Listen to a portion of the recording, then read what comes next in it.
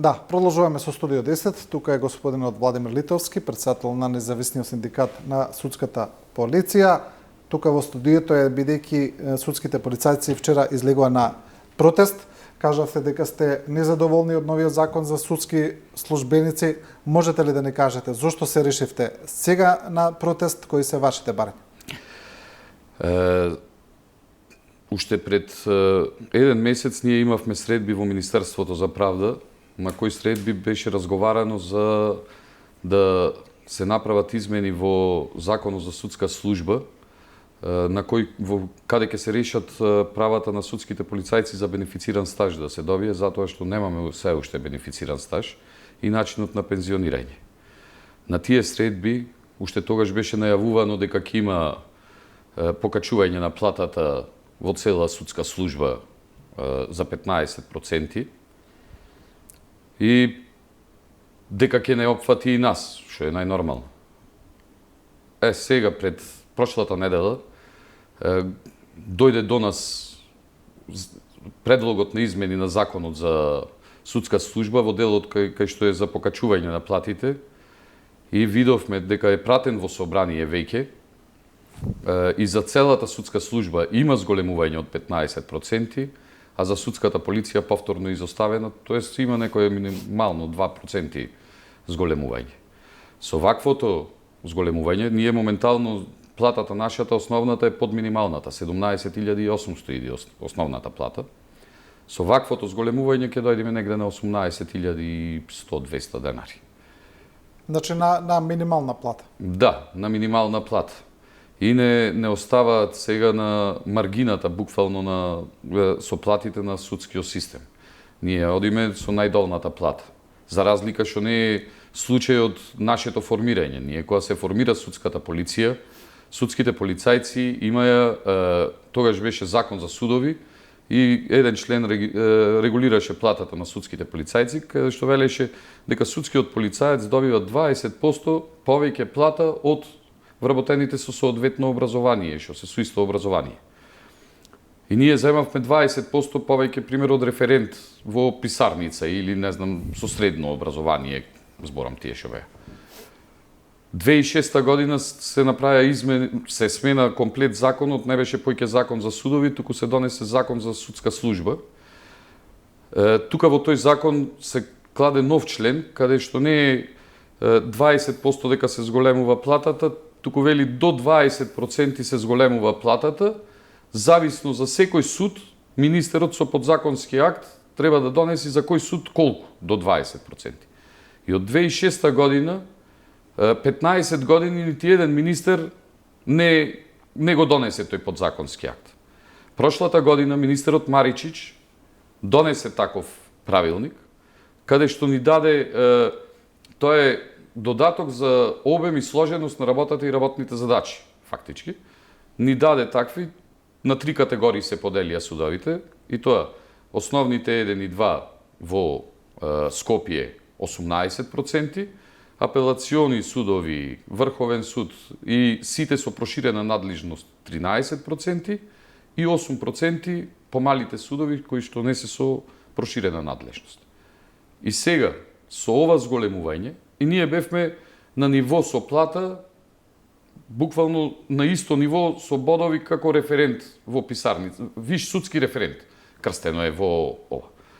Сега со ова зголемување на платата, на истиот виш судски референт му се додаваат 55 бода, а на судскиот полицаец само 7 бода. Добро, сега со ова што ми го кажувате, има ли некој во судовите да зима помала плата од судските полицајци? Бидејќи ако сте вие на минималец, претпоставам дека нема. Нема. Ние сме сега со хигиеничарките ќе останеме и со, да речем, не знам, возачи, курири, на најдолното ниво ќе бидеме, на минималната плата сме. Буквално, нема... Добро, вчера имавте протест, имавте и баравте и средба со министерот Топанчевски. Какви одговори добивте од него? Има ли надеж дека ова ќе се реши вашата? Да, уште прошлата недела Јас контактирав со службите што се во Министерството за правда, иначе можам да кажам дека ние имаме одлична комуникација со Министерството за правда и со министерот Тупанчевски. Контактирав со службите од Министерството за правда. Прво, министерот која го известиат, министерот не ни беше запознат прошлата недела дека има ваков пропуст направено и дека не одат зголемувањето нема за судската полиција. А чекате, сега тоа како пропуст го сметаат? Вака.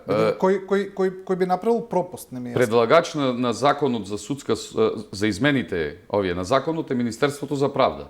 Но сите финансиски импликации и се ова кај кој колку ќе се крени, кај кој да се дај колку проценти, тоа веќе го регулира, ги добиват информациите и напишано кај кој колку треба од судски буџетски совет излегват тие работи, затоа што судски буџетски совет ги има тие податоци. Министерството за правда нема податоци колку полицајци во моментот која плата земат, колку бодови имат и такви работи. Затоа што ние имаме повеќе категории. Имаме со високо образование, имаме командири, заменици командири, команданти имаме на судската полиција и се тоа си носи различни бодови. И на сите тие ги има податоците судскиот буџетски совет. И оттаму стигнува заедно со финансиска импликација со Министерството за финанси за одобрени средства и оттаму идат во Министерството за правда кој колку треба да земи. И тие само того ставаат во рамки на измени на закон. Да, но интересно што го кажувате како пропуст. Мислите дека е случаен, намерен пропуст или дека е? Вака, јас верувам дека Министерството за правда не беше ни свесно дека предложва ваква работа. А не е случаен од судски буџетски совет е намерно даеното. Затоа што ние имаме стално врти една работа меѓу судовите стручни соработници и не знам така, овие судските полицајци земат многу плата. Како земат судските полицајци многу плата? Во Основен суд еден пример, судскиот полицаец добива плата овој месец 29.000. Да, добива 29.000, ама има 32 часа преку време на работа. Оди во недела, оди во празник, оди ноќе. Сите тие додатоци кои ќе се соберат и 25 години стаж има пример и стигнал до 29.000. И тие тука гледат зеде 29.000, а не гледат дека основната плата е 18.000 денари на судскиот полицај. Да, тоа се додатоци, значи. Да, тоа се веќе додатоци. Не се скажавте добро, што кажа сега министерот Тупанчевски? Министерот Тупанчевски вчера не прими. Искрено мислам дека се заангажира и прошлата недела, ова е по негово кажување, дека разговарал со министерот за финансии, дека мора да се реши ова работа, дека не може да биде изоставена само оваа група. Обеќано, ветено му е од министерот за финансии дека ќе се направи да му остави неколку дена простор, да направат финансиска импликација, да видат колку ќе кошта тоа во пари, во сума, и да му дадат зелено светло на министерот Тупанчевски, амандмански Министерството за правда да ургира на законот за да се реши овој проблем. Од наша страна беше прашано до кога, министерот Тупанчевски ни кажа дека до крајот на неделата ќе има конкретни резултати за ова и дека ќе бидеме известени. Ние се сложивме тоа дека до крајот на неделата ќе чекаме и дека во петок, ако немаме конкретно резултати, тоест, ако и да имаме, ако се негативни резултатите, дека ние веќе во понеделник, вторник ќе се организираме, кога ќе добиеме одма дозволата од град Скопје, ќе поставиме шатор пред Министерството за правда и тука во униформа 24 часа ќе има судски полицајци. Добро, читав за поранешните протести кои сте ги организирале, значи она што го најдов, да речем и од 2013 година и 2020 година, значи тогаш сега не зборуваме само за плата, туку и за оние други услови, тогаш сте протестирале и за проблеми со униформите, со чевли и облеката.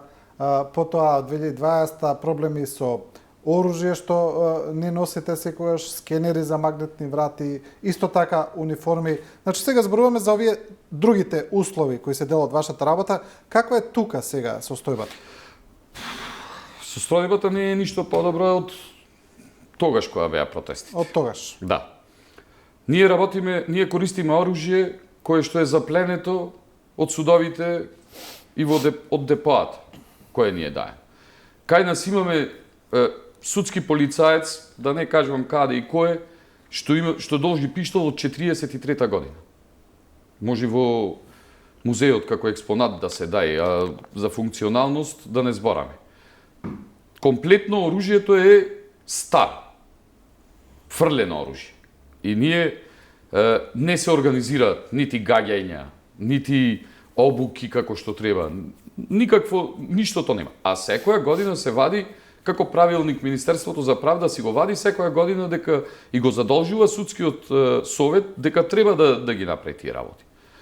Овој дел што е за униформите. Униформите ние се случува ова.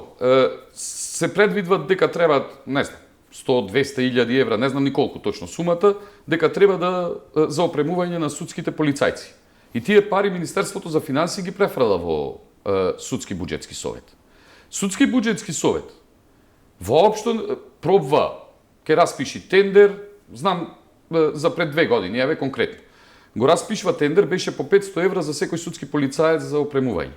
Го распишуваат тендерот, го пропаѓат тендерот заради, не знам, некоја ситница 40 грама биле полесни панталоните од што требало да бидат, и идат годишни одмори. Септември месец вика немаме ние време за да распределиме пак, за да направиме наново тендер. И со ребаланс на судскиот буџет, тие средства ги префрлат како за материјални трошоци и на секој суд, колку има судски полицајци, толку по 500 евра му ги префрлуваат и го задолжуваат судот. Го задолжуваат. Му дадат на председателот на судот, еве пари, вие поделете ги. Купете му опрема, купете му униформи на судските полицајци. Сега, имаме судови кај што председателите, да, ќе купат по нешто од опрема. Имаме судови кај што ништо не купват, затоа што не се со наменски средствата. Тие средства си ги користат за било што друго што му треба во судот. Ако сега се земи да се сврти Македонија или да се земат од 4-5 града, 6 града, од кој сакате, судски полицајци да ги кладете еден со друг, едно до друго, 2 исти униформи нема да најдете. Се е различно. Се е различно. Добро, разговаравте ли со ова со министрот? Дали и овие работи се дел од... Не се во надлежност на Министерството за правда ова. Ова е во судски буџет, во судски совет. Со судски совет ние комуникацијата, еве во ова година, прошлата година имав 6 или 7 барања напишано јас за прием во судски совет кај председателката Црвенков. Не прима. Немаме никаква комуникација. Ние сме директно вработени под судски совет, фактички. Судски совет судовите ни се работодавач. И ние не можеме комуникација со судски совет, со председателот на судски совет, ние никаква комуникација не можеме да оствариме. А ви кажувам дека кај нас нашиот синдикат, независниот синдикат на судска полиција, 90% од судските полицајци во Македонија се членови во овој синдикат. Ако не сме ние релевантни за да ги бараме правата и за да разговараме за подобрување за условите и за тоа, не знам кој е. Добро, во однос на оној еден друг проблем кој е општ генерален за држава, па сега не знам дали вас ве тангира, тоа е со оние партиски вработувања, со непрофесионализам, со ставање на несоодветни кадри. Постои ли таква појава и кај вас? Сега не знам тоа, за тоа ве прашувам. Не, кај нас имаме сега со вработувањата, ние барем јас колку што знам. Со систематизацијата, 97 кога се формираше судската полиција, требаше да бидат 250 судски полицајци на ниво на Македонија. Тогаш се вработија 220 беа вработени судски полицајци. Од тогаш е отворен во меѓувреме Гостивар апелациониот суд како нов суд, управен и виш управен суд. Тоа се нови суди. Судови кај што и таму има нормално судски полицајци обезбедувањето го вршат. Од 220 тогаш што бевме вработени, сега сме 180 луѓе. А нови судови има отворен? Има нови судови, а се намалила бројката. И сега ни се случува друго. Ние имаше проблем во Законот за судска служба, имаше кај што треба познавање на англиски јазик, сертификатот, беа наведени само 2 или 3 места кај што може да се извади таков сертификат и таму треба буквално професор да е човек англиски за да може да извади од таму сертификат. И тоа беше за цела судска служба. Кога видоа дека не може да се вработват стручни соработници, дактилографки, ништо не можеше да се вработва, затоа што никој не можеше да извади таков сертификат, направија измена во Законот за судска служба, арнова во делот кај судските службеници ја забораја пак, како стално што заборават, во делот кај судската полиција да го сменат. Годинава имаше 5 или 6, не знам, огласи во судовите за судски полицајци, нити еден не исполнуваше услови да може да биде вработен. И кај нас сега имаме ова година само, не знам, 5 или 6 во Источна Македонија вработени судски полицајци и тоа се од професионалните војници кои што се префрлени во судска полиција затоа што имат можност да се префрлат после 45 години, како е кај нив услов. Да. Добро, сега кога се тоа ќе ми го кажете во однос на опремата, во однос на платите, предпоставам дека тоа влие и врз мотивацијата по тоа за работа и сето тоа врз извршувањето на професионалните задачи.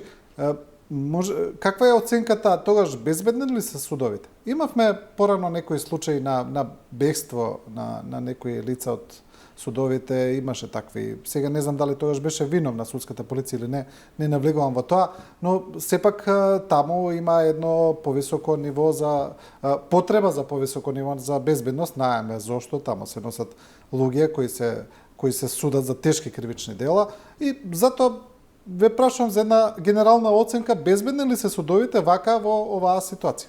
Па јас можам да речам дека ако не се комплетира и ако не се направат овие работи, не е безбедност на ниво тоа што треба да биде. Затоа што во правости имаше бегства од внатре во судовите, никогаш не се случило со потежок случај кај што е криминалец да избега, затоа што кога е потежок случај, тогаш се обрнува многу повеќе внимание. Но имаме ова што го зборавме недостаток. Имаме и обезбедување од полиција, оди со него и така натаму, да. Се случват такви бегства кога ние имаме, конкретно во Битола.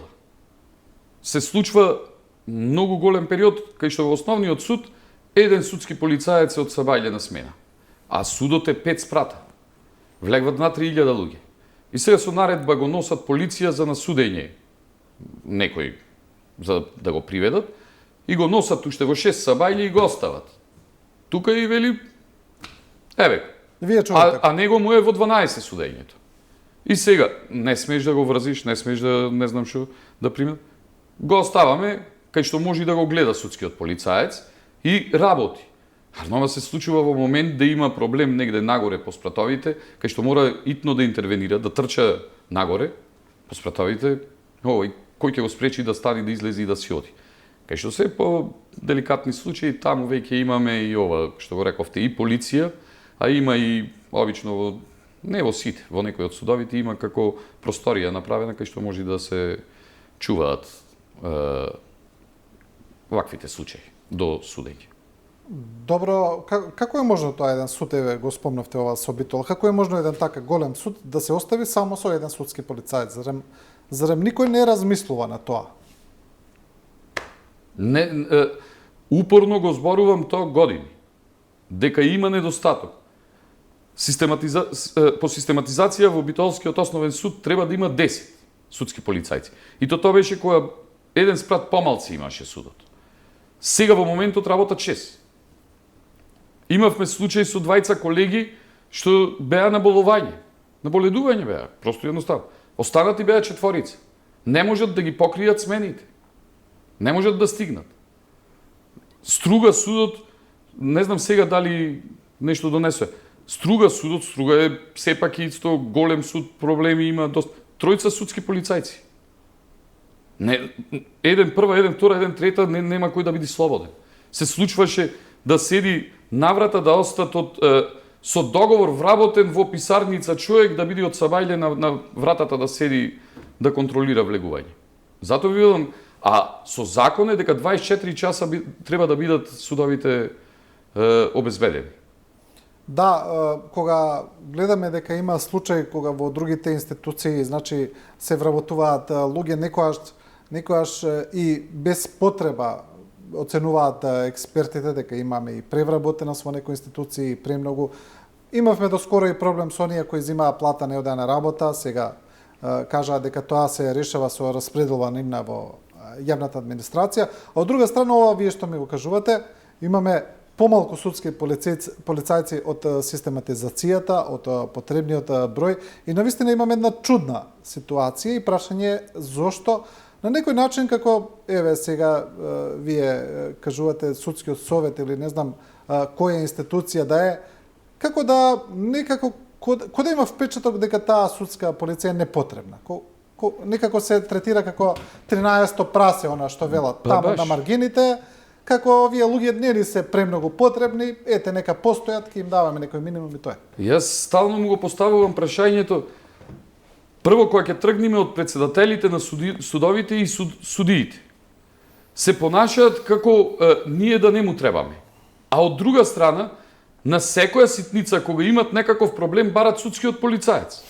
Затоа што ние треба да место еве јас се ставам, кога би требало да имам една вооружена формација која што е во моја надлежност и која што треба да се грижи за мојата безбедност, јас стално би се трудел да ја унапредам таа формација за да може да бидам побезбеден.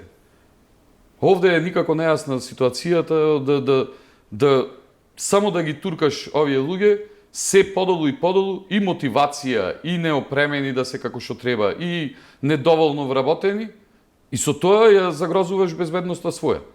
Ние се формира судската полиција 97 кога во Виница се случи убиството заради во судот. Да. Што треба сега да почекаме да загини некој друг? И тоа ќе биде стално се знае кој. Се знае тој што стои на врата со оружје што треба да се случи некој таков инцидент, некој па за да се свестат дека треба да дајте луѓе да превземеме нешто да ги екипираме овие луѓе.